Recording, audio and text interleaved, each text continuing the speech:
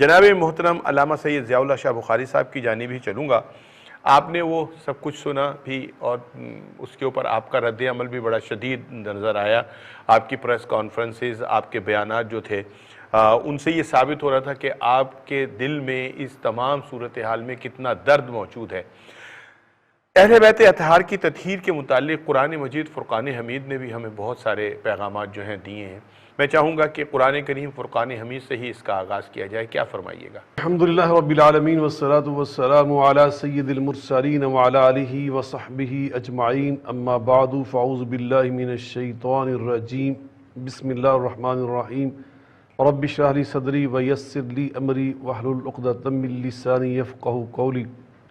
عزت مآب جناب رانا صاحب، اللہ آپ کو اور آپ کے ادارہ دن نیوز کو جزائے خیر عطا فرمائے. آج آپ نے اہل بیت اطہار اور صحابہ کرام رضوان اللہ تعالی علیہم اجمعین کے مناقب اور ان کی عظمت اور ان کا دفاع، اس حوالے سے اس پروگرام کو ترتیب دیا. یقیناً یہ ہمارے ایمان کا تقاضا ہے اور یہ ہمیں خود اللہ رب العزت نے قرآن مجید فرقان حمید میں تعلیم دی اور نبی کریم رؤوف الرحیم صلی اللہ علیہ وسلم نے بھی ہمیں اس پر تربیت ہماری فرمائی، ہمیں تعلیم دی. اللہ تعالیٰ خود فرماتے ہیں انما یرید اللہ لیذہب عنکم الرجس اہل البیت ویطہرکم تطہیرا، کہ یہ وہ نفوس قدسیاں ہیں جن کو اللہ تعالیٰ نے اتنا پاک صاف کر دیا، تطہیرا کہ جتنا پاک صاف کرنے کا حق ہوتا ہے. والسابقون الاولون من المہاجرین والانصار والذین اتبعوا بإحسان رضی اللہ عنہم ورضوا عنہ. اللہ ان سے راضی ہوا، یہ اللہ سے راضی ہوئے. لقد رضی اللہ عن المؤمنین اذ یبایعونک تحت الشجرہ، جب یہ آپ کے دست مبارک پر بیری کے درخت کے نیچے صحابہ کرام 1400 نفوس قدسیہ بیعت کر رہے تھے، اللہ ان سے راضی ہو گیا. آپ اندازہ لگائیں رانا صاحب کہ صحابہ کرام کے فضائل پر قرآن پاک کی متعدد آیات نشاندہی فرماتی ہیں. ہمارے ایک بزرگ تھے سید نور حسین بخاری رحمۃ اللہ علیہ، انہوں نے ایک مستقل کتاب تصنیف فرمائی، اس کا نام تھا الاصحاب فی الکتاب رضی اللہ تعالیٰ عنہ، کہ قرآن پاک میں کیسے اللہ پاک نے صحابہ کی شان کو بیان کیا. لیکن میں یہ واضح کرنا چاہتا ہوں کہ جتنی آیات بینات صحابہ کرام کی شان اور عظمت بیان کرتی ہیں، وہ سب کی سب آیات ساتھ اہل بیت کی شان بھی بیان کر رہی ہیں. سبحان اللہ. اس لیے کہ اہل بیت سب صحابہ بھی ہیں، صحیح لیکن اللہ نے بعض آیات میں صرف اہل بیت کی شان بیان کی ہے. چونکہ سارے صحابہ اہل بیت نہیں ہے تو گویا اہل بیت کی شان تو اللہ تعالیٰ نے دوہرے انداز میں بیان کی، بطور صحابہ بھی بیان کی، بطور اہل بیت بھی بیان کی. تو یقیناً اہل بیت اطہار، ان کے ساتھ محبت کرنا نبی کریم صلی اللہ علیہ وسلم نے اپنی محبت کا بنیادی تقاضا قرار دیا. سبحان اللہ. جامع الترمذی کے اندر یہ حدیث پاک موجود ہے. آپ فرماتے ہیں احب اللہ لما یغزوکم من نعمہ واحبونی لحب اللہ واحب اہل بیتی لحبی. اللہ تمہارا خالق اور منعم ہے، اس لیے اس سے محبت کرو اور میرے ساتھ محبت کرو چونکہ یہ اللہ کی محبت کا پہلا تقاضا ہے. پھر فرمایا میرے اہل بیت سے محبت کرو کہ یہ میری محبت کا تقاضا ہے. نبی پاک علیہ الصلوۃ والسلام قسم اٹھا کر فرماتے ہیں، حالانکہ میرے آقا قسم نہ بھی اٹھائیں تب بھی آپ کی بات سچی. آپ فرماتے والذی نفسی بیدہ لا یبغضنا اہل البیت احد الا ادخلہ اللہ النار.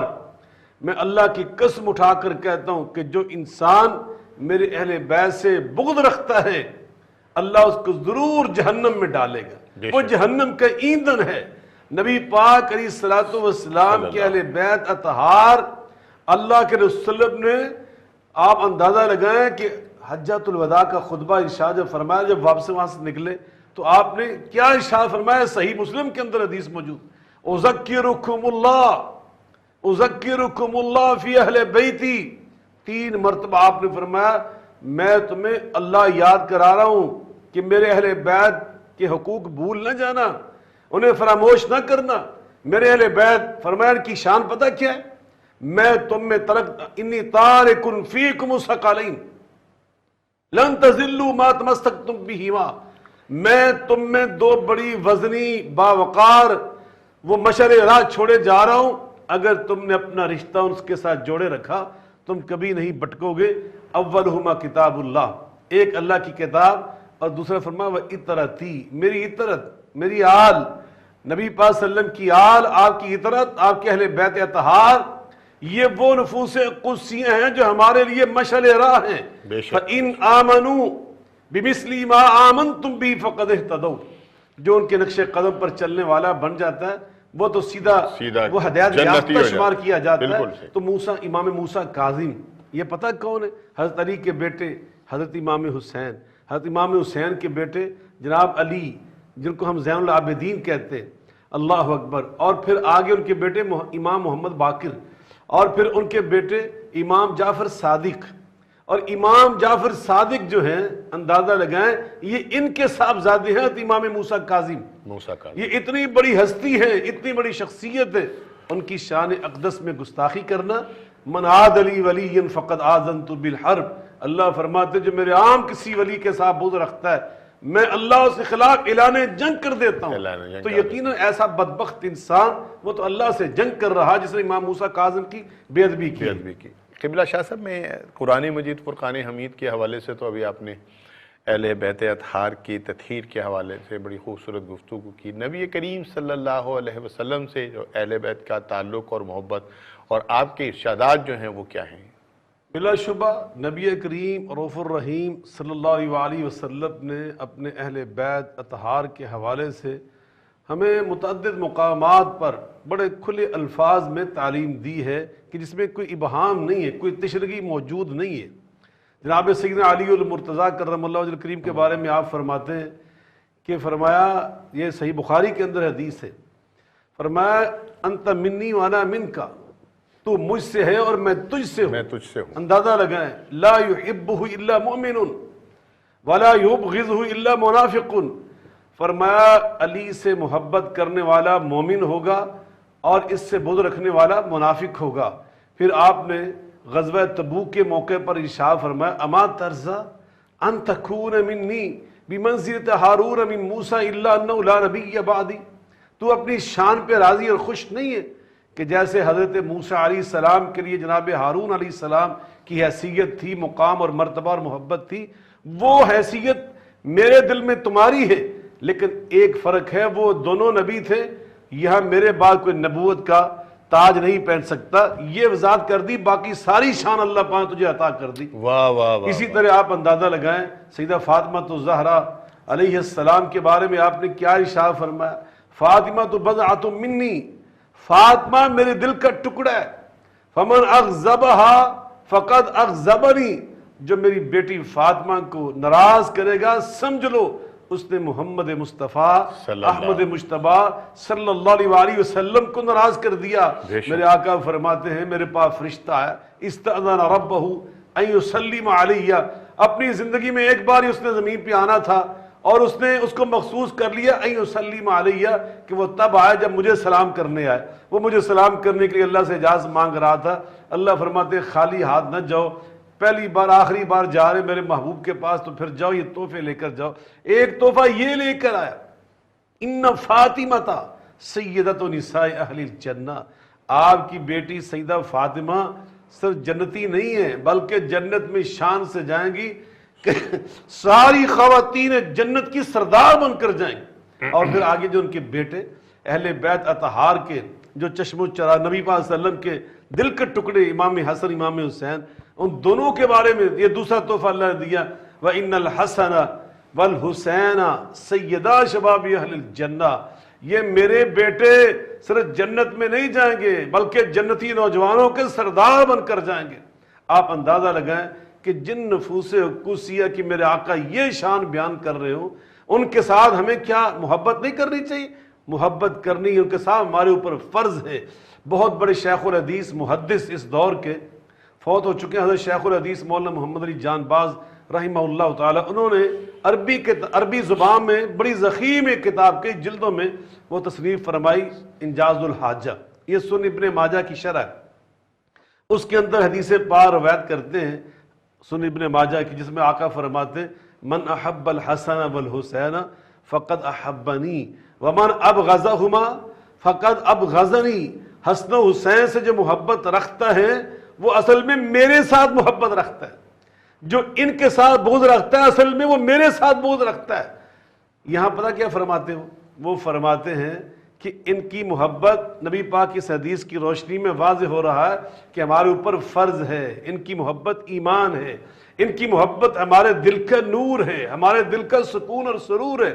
تو بلا شبہ یہ اہل بیت اطہار ہیں کہ جن کے بارے میں رسول اللہ صلی اللہ علیہ وسلم نے ہمیں بڑے کھلے الفاظ میں ارشاد فرمایا، ان کے ساتھ وابستہ رہو گے تو تم بالکل اس راستے پہ رہو گے جو ہدایت کا راستہ ہے، جو محمد مصطفیٰ احمد مجتبیٰ صلی اللہ علیہ وسلم کا راستہ ہے۔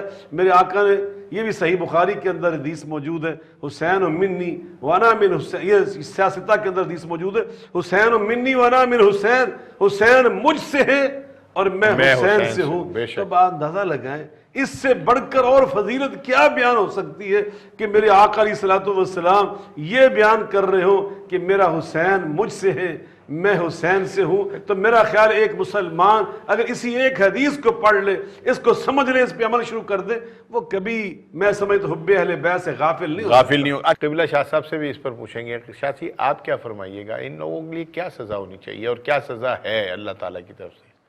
دیکھیں، دنیا کے اندر ہمارے وطن عزیز پاکستان کے جو قوانین کا ضابطہ ہے اور مجموعہ ہے، اس کے اندر بھی 295C کی جو ذیلی دفعات ہیں، 296 ہے، اس میں یہ ساری چیزیں موجود ہیں اور اس کی بڑی سزا ہے۔ اور ایسے جو لوگ ہیں یہ بہت بڑے مجرم ہیں، فتنہ پرداز ہیں، اور میں سمجھتا ہوں یہ فسادی لوگ ہیں۔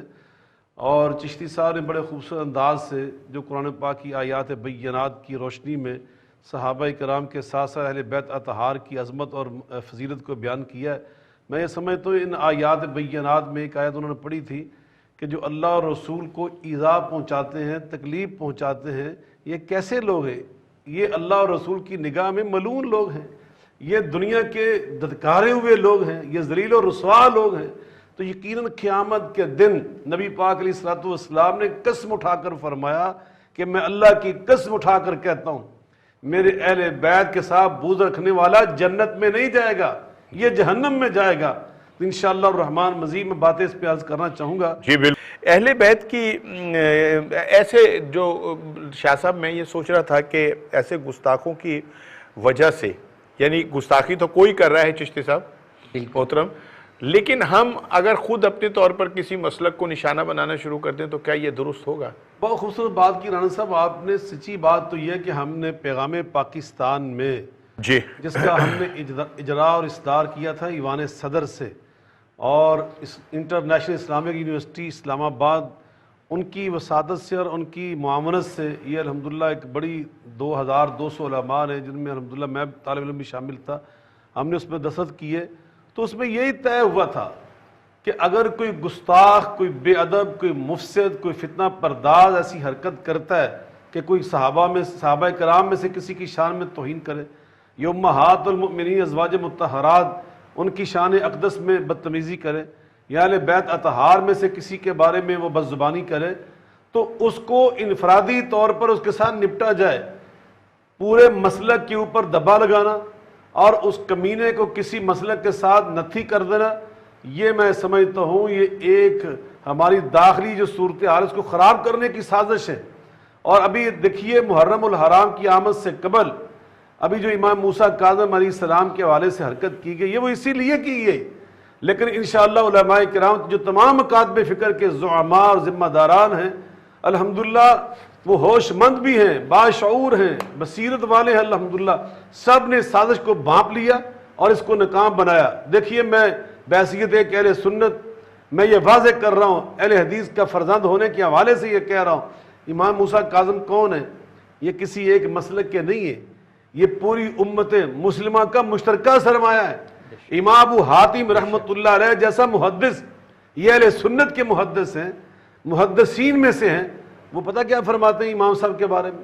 وہ فرماتے ہیں ثقۃ صدوق امام من ائمۃ المسلمین، انتہائی بااعتماد، انتہائی راست باز، اور مسلمانوں کے جو بڑے ائمہ ہیں ان میں سے ایک امام موسیٰ کاظم علیہ السلام کے بارے میں حضرت امام ذہبی جیسا محدث سیر اعلام النبلاء میں ارشاد فرماتے ہیں الامام القدوۃ السید، یہ ہمارے امام ہیں، یہ ہمارے لیے قدوہ یعنی اسوہ، نمونہ، آئیڈیل، ہمارے رہنما، ہمارے رہبر ہیں۔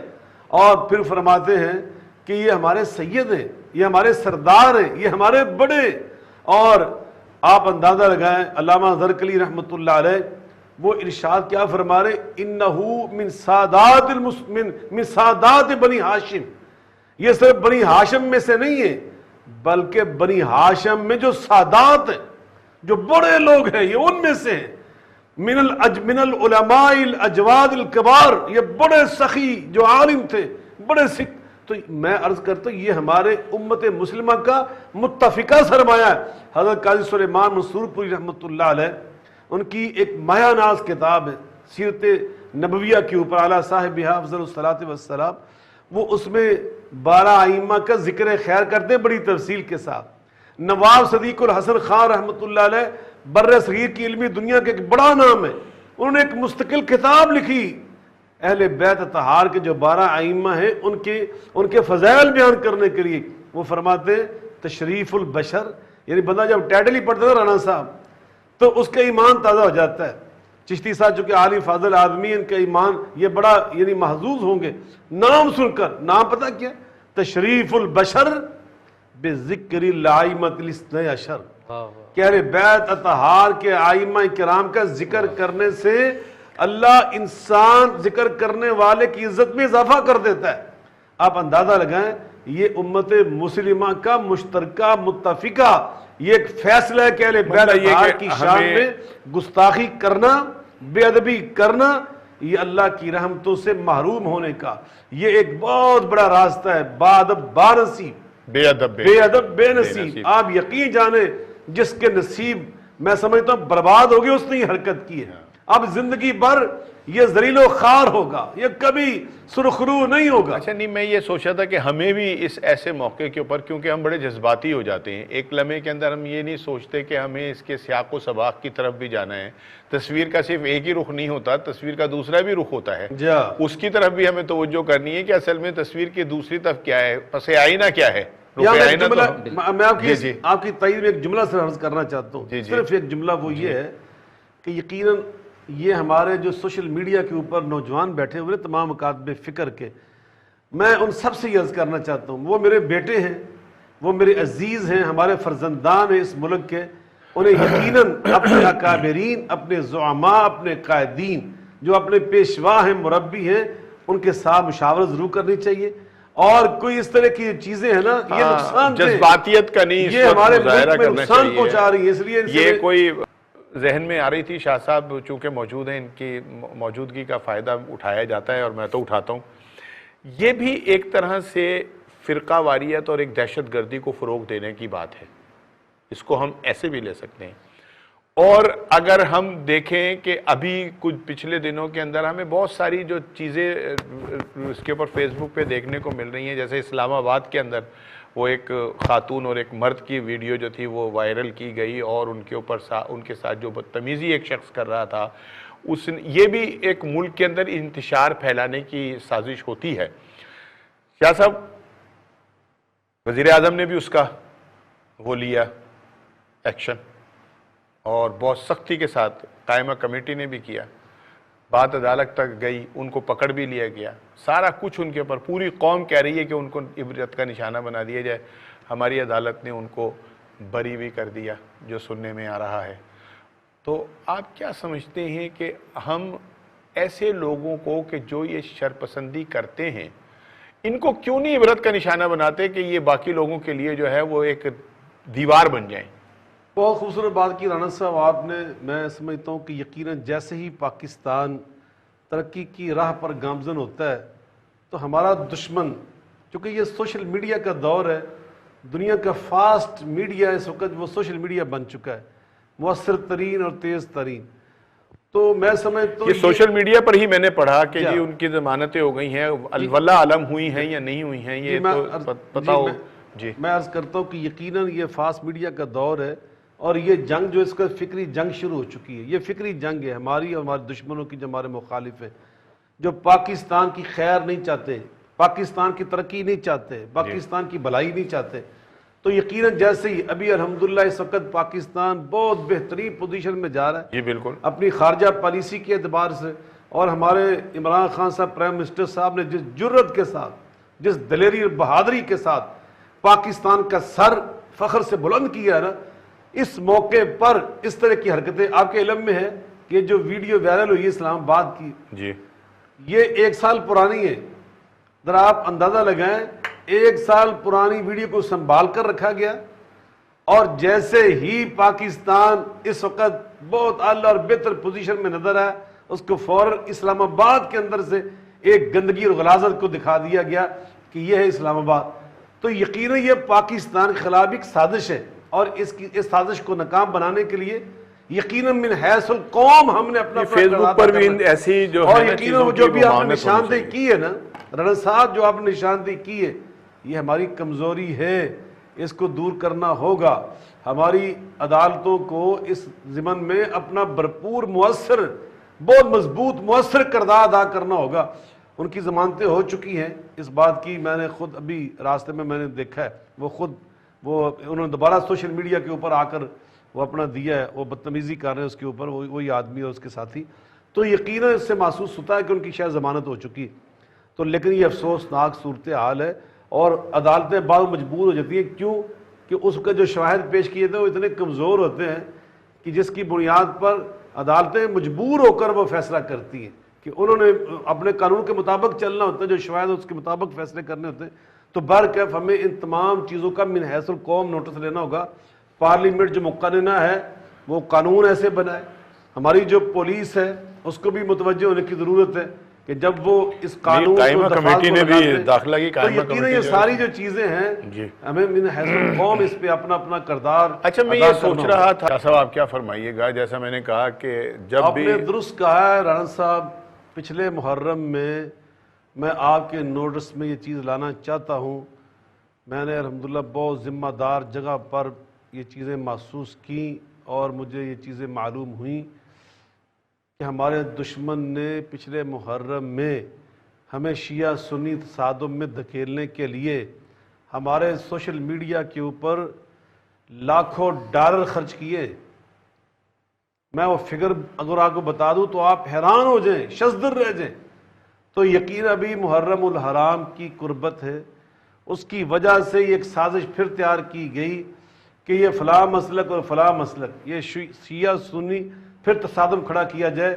لیکن انشاءاللہ الرحمن اس ملک کا حامی و ناصر خود میرا اللہ ہے۔ میرا اللہ اس کلمہ توحید کی بنیاد پر معرض وجود میں آنے والے وطن عزیز پاکستان کا محافظ میرا اللہ خود ہے۔